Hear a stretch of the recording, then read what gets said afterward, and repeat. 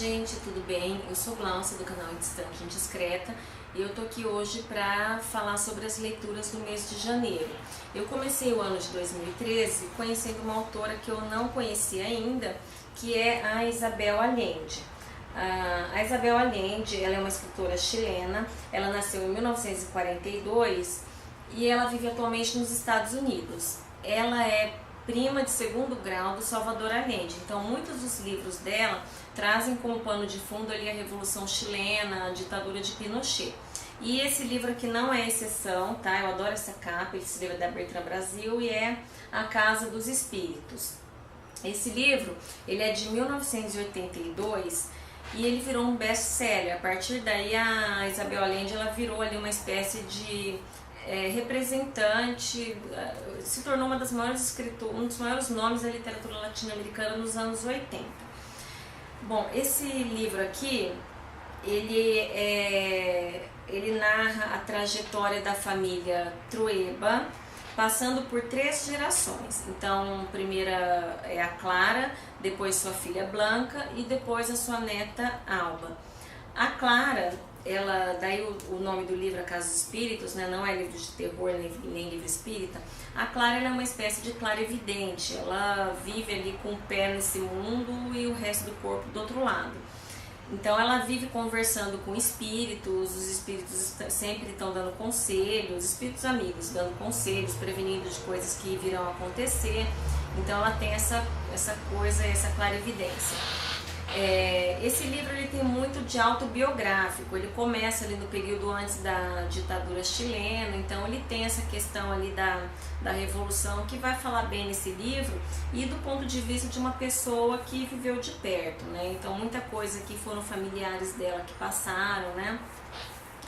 Bom, eu comecei a leitura desse livro muito empolgada, ela tem uma leitura envolvente, aquela narrativa ágil, só que isso durou até metade do livro. A partir daí, a leitura começou a se tornar para mim cansativa, parecia que não estava acontecendo nada ou tudo de uma forma muito lenta.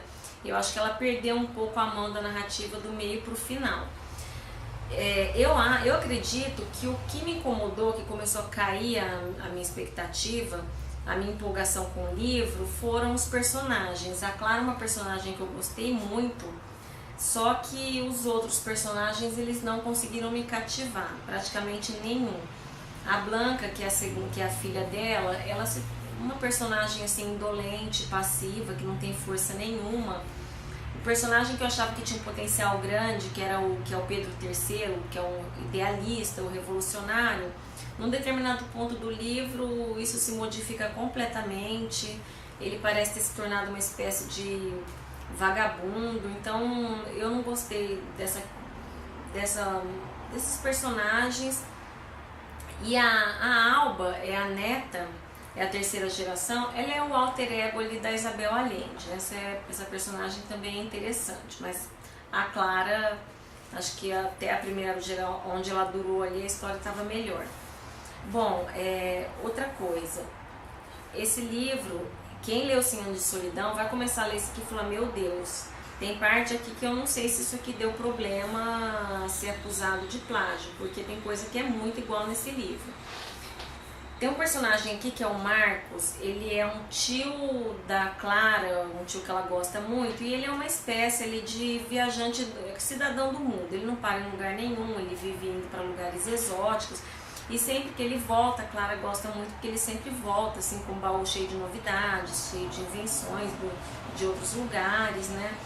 Então eu vi nele uma semelhança muito grande com o Cigano Melquíades dos 100 Anos de Solidão. Tem uma determinada parte da história que o Esteban Trueba, que é o patriarca, ele vai ficando velho e começa a encolher, mas um encolhimento acima do envelhecimento, encolhimento normal do envelhecimento. Então quem leu 100 anos também vai se lembrar do que aconteceu com a Úrsula. Agora, o pior, assim, que eu achei, meu Deus, isso aqui é uma cópia descarada, né? É uma personagem aqui que se chama Rosa, a Bela, que é a irmã da Clara. Em 100 Anos de Solidão nós temos Rebeca, a Bela, as duas começadas com R, as duas, a Bela. Mas as coincidências não param aí, a descrição delas que eu vou fazer agora vale para as duas, que é igual, né? Então as duas, elas são extremamente belas, delas, mas é uma beleza praticamente sobrenatural, hipnótica, os homens ficam enlouquecidos por causa delas. Elas dão a impressão de que nem são seres desse mundo, assim, as pessoas têm a impressão de que elas flutuam. É mais ou menos a mesma descrição, achei muito descarado isso. E a maneira como as duas terminam também é praticamente igual, né? Eu não sei. Então eu selecionei aqui duas frases só para demonstrar. Clara especulava a respeito do fato de que, se as loucuras se repetem na família, deve ser porque existe uma memória genética que impede que se perca no esquecimento. Em 100 anos temos essa frase agora. Os filhos herdam as loucuras dos pais. Agora uma coisa que igual, mas diferente, né? Sua mãe queria chamá-la Clara, mas sua avó não era partidária da repetição de nomes na família, porque isso criava confusão nos cadernos de anotar a vida. Então, assim, quem leu 100 anos vai perceber que tá aí uma coisa com a qual o Gabriel Garcia Marques não se preocupou, né? A repetição de nomes. Mas eu acho que de repente foi até intencional ela ter feito essa referência aí. De repente para falar, não, mas eu tô fazendo uma homenagem. Mas dei nota 3 pro livro. O livro acabou me cansando um pouco e teve essas 3 questões. Então, personagens nada carismáticos. Eu assisti ao filme, o filme é de 1993, a Clara ela é vivida pela Meryl Streep. E o Esteban Trueba pelo Jeremy Irons. Eu não consegui ler o livro, eu li o livro todo com esses dois atores representando esses personagens, né? Os outros não, mas esses estão muito bem caracterizados, então o filme é bom, né? Então nota 3 para Casa dos Espíritos. Bom, a minha segunda leitura do mês, eu li no Kobo, tá? Então foi esse livro aqui, Histórias dos Mestres do Suspense, seleção do Alfred Hitchcock. Esse livro aqui, eles me remeteram muito para minha adolescência, tá? Então eu sou um pouco saudosista, foi muito legal ter reencontrado isso aqui. Eu vou falar um pouco, a história como os livros, cada livro chega a gente de uma determinada maneira, né? Cada coisa que a gente gosta na vida. Então eu sou uma pessoa, eu acho que muito influenciável. E as primeiras coisas que eu comecei a gostar em relação a cinema, livro, era aquilo que o meu pai gostava, minha mãe gostava, e meu pai era fascinado pelo Hitchcock. E quando eu comecei a me interessar por cinema, por filmes, eu comecei a assistir todos os filmes com ele. E fiquei fascinada pelo Hitchcock, pelos filmes dele, e comecei a correr atrás de tudo que se relacionava a ele. E descobri essa série antiga, Alfred Hitchcock Apresenta, né, que inclusive a abertura do meu canal é uma cópia dessa abertura, que é uma série de episódios de meia hora e são histórias de detetives, histórias às vezes de suspense, e tem meio uma pitada de humor negro. Isso aqui então foi uma releitura, claro que eu não lembrava de nada, mas eu lia muito desses livros, a série tem vários desses livros. E os contos que estão selecionados aqui, esse aqui tem 14 contos, são os contos nos quais o Hitchcock se baseou para fazer os episódios, tá? Eu dei nota 3, mas eu acho que merecia até 2, só dei 3 porque tem o nome do Hitchcock, porque os contos eles são fraquinhos, né? São muito previsíveis. Acho que só tem um que eu achei que me surpreendeu um pouco, mas eu acho assim uma exceção à regra, que no seriado eles funcionaram melhor que aqui, tá? Mas tem o nome do Hitchcock, né? Ele apresenta, então acabei dando nota 3 e tô adorando reler isso aqui. Bom, agora a minha terceira leitura, eu já falei desse livro pro fórum, entre pontos e vírgulas, que é o livro As Irmãs Makioka, tá? O vídeo do fórum eu vou deixar linkado aqui, mas é cheio de spoiler, né? Então eu vou falar mais ou menos rapidamente, sem spoiler, o que eu achei desse livro. Bom, esse livro aqui é do Junichiro Tanizaki, ele é de 1944 e ele narra a história das 4 irmãs Makioka, e toda a trama gira em torno das tentativas da família em arrumar um marido para Yukiko, que é a terceira irmã. As duas mais velhas já estão casadas, então faltam as duas últimas. Então gira em torno desses miais, que são encontros promovidos para arrumar um marido adequado para ela, tá? Eu não gostei do livro, eu dei nota 2, porque o livro ele é muito cheio de... Ele realmente... Se bem que foi esse o objetivo do autor, que ele quis assim retratar as tradições de uma família japonesa da época, naquele local, que é a região de Osaka e Kyoto. Então acho que quanto a isso, quem tiver interesse em conhecer as tradições japonesas daquela época, esse livro acho que é primoroso nesse ponto. Mas eu acho que ele pecou nas minúcias. Então, minúcias do tipo que elas vestiram, que elas comeram, com quem elas falaram, onde elas foram, o que vão fazer hoje à noite, coisinhas assim que... Mas eu acho que o objetivo dele é realmente esse, mostrar o cotidiano mesmo de uma família. Tanto é que você consegue se sentir dentro daquela família, né? E outra coisa que acabou me incomodando um pouco foi a personagem na qual a história é centrada, que ela é muito passiva. As pessoas estão tentando arrumar um marido para ela, você não sabe o que ela pensa, então não sei, acabou que... Mas a Denise tinha comentado no vídeo uma coisa que eu não tinha me tocado, que eu acho que essa passividade dela é para mostrar mesmo como era a mulher naquela época, né? A mulher japonesa, ela tinha essa passividade, essa doçura, né?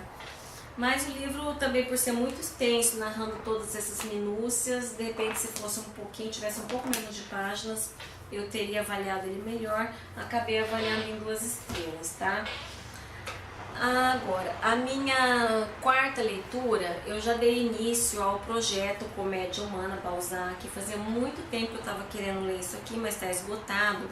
E agora a editora Globo está reeditando a edição que eles já editaram nos anos 80. Bom, então eu pretendo ler um título, porque são vários livros, tá? Esse aqui está dividido em 17 volumes, até agora foi editado até o 4º, mas são vários títulos, várias obras dentro de cada volume, né? Então eu comecei em dezembro lendo a biografia de Balzac, já fiz vídeo sobre, e eu pretendo ler um título a cada 2 meses. São 89 títulos. Vou pedir aí para o Oswaldo Souza fazer um cálculo aí matemático.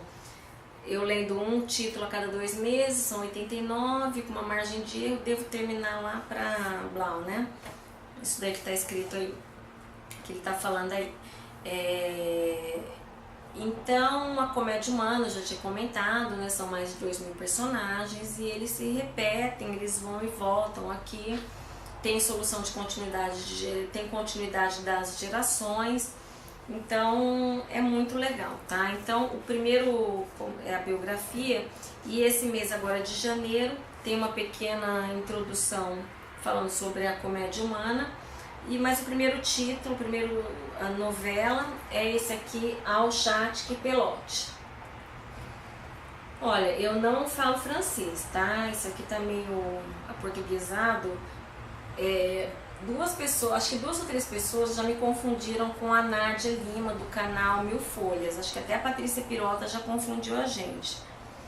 Então eu acho que depois de vocês me verem aí... e a Nádia, ela fala francês, ela estudou francês. Os vídeos dela, ela fala assim, uma coisa ou outra lá, uma graça. Então eu acho que depois de vocês me ouvirem falar aqui Ao Chat Pelote, vocês nunca mais vão me confundir com a Nádia, né? Bom, essa história aqui, ela é o seguinte, ela é uma novela, tem umas 100 páginas, e ela narra a história de um artista, um pintor talentoso, início de carreira, que se apaixona por uma mocinha cujo pai é dono de uma loja de tecidos, de modas, que é essa loja que se chama Chateau Chat Pelote, é o nome da loja. E esse artista, esse pintor, acaba se apaixonando por ela, e ele é, como todo artista, sonhador, que admira as coisas abstratas, vive no mundo da lua, e ela é uma mocinha inocente, sonhadora, apaixonada, cujo pai é um comerciante, então toda a família vive ali com o pé no chão. Então o livro, essa história nada mais fala de um relacionamento entre duas pessoas ali culturalmente diferentes. Bom, é impressionante como Balzac ele pega uma história muito simples e tem muita coisa ali por trás, menos de 100 páginas, uma história de um artista que se apaixonou por uma mocinha, mas tem muita coisa ali para se refletir, tem muita coisa nas entrelinhas ali da história, tá? Então eu dei nota 5, eu selecionei aqui 3 frases, tá? Essa primeira tem spoiler, a frase, então pulem aí se não quiserem saber, porque pode entregar a história, tá? Para chegar à felicidade conjugal, é preciso escalar uma montanha, cujo estreito planalto está à beira de uma encosta tão íngreme quanto escorregadiça, e o amor do artista a Augustina descia. A segunda, há uniões desiguais de espíritos, da mesma forma como as há de costumes e posição social, né? Essa reflete o tema e resume o tema do livro, da história. As humildes e modestas flores, desabrochadas nos vales, morrem talvez, quando são transplantadas para muito perto do céu, na região onde se formam as tormentas, onde o sol é escaldante. Então é uma história simples, mais profunda nas implicações, tá? Então leiam Balzac, se quiserem iniciar, sei lá, iniciem por Eugênia Grandet. Eugênia Grandet eu li há uns 3 anos, foi uma das melhores leituras que eu fiz nesse ano, uma leitura eu achei impactante, sensacional os personagens. Então de repente tá aí uma dica de um livro fácil de achar e que para